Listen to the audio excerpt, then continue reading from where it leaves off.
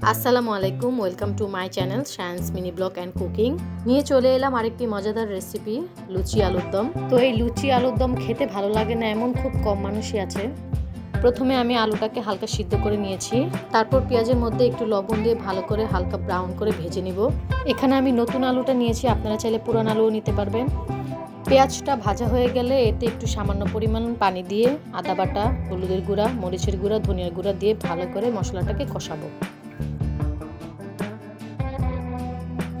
মশলাটাকে ভালো করে কষাতে হবে। ভালো করে কষানো হয়ে গেলে এতে আমি আলু দিয়ে দিব। আলুটা পুরোপুরি সিদ্ধ হওয়া আগ পর্যন্ত এটাকে কষাতে হবে। নতুন আলু সিদ্ধ হতে বেশি সময় লাগে না, তো আমার আলুটা প্রায় সিদ্ধ হয়ে গেছে। এখন আমি এতে চিলি ফ্লেক্স দিয়ে দিব, সাথে দিয়ে দিব জিরার গুঁড়া। আপনারা চাইলে চিলি ফ্লেক্সটা স্কিপ করতে পারেন। তো আমার আলুর দমটা একদমই রেডি হয়ে গেছে। নামানোর আগে আমি এখন পাঁচফোড়নের গুঁড়াটা দিয়ে দিব। পাঁচফোড়নের গুঁড়াটা মাস্ট দিতেই হবে, এটা স্কিপ করা যাবে না। এটার জন্যই মূলত আলুর দমটা বেশি মজাদার ও টেস্টি হয়। আলুর দমটা সাইডে রেখে এখন আমরা চলে যাব লুচির ডোটা বানানোর জন্য।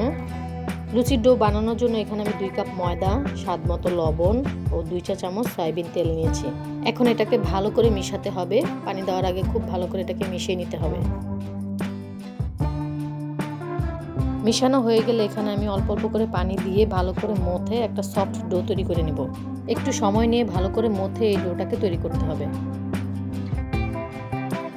মাথা হয়ে গেলে এটার উপর একটু সামান্য পরিমাণে তেল দিয়ে মেখে এটাকে 20 মিনিটের জন্য রেস্টে রেখে দিব। আপনাদের হাতে সময় না থাকলে 10 মিনিট রেস্টে রাখতে পারেন। লুচির জন্য ডোটা একদমই তৈরি। এখন আমি ছোট ছোট করে লুচির শেপে বেলে নেব। রুটিটা যত পাতলা হবে ততই লুচিটা ফুলে উঠবে। এখন একটা কড়াইতে পরিমাণ মতো তেল দিয়ে তেলটাকে ভালো করে গরম করে নেব। তারপর এতে একটা একটা করে লুচি ভেজে নেব। এই লুচিটা যে কোনো তরকারির সাথেও খাওয়া যেতে পারে, তবে আলুর দমের সাথে খেতে বেশি ভালো লাগে। আমার এই ভিডিওটি যদি আপনাদের ভালো লেগে থাকে অবশ্যই লাইক করবেন, কমেন্ট করবেন, সাবস্ক্রাইব করে পাশে থাকবেন।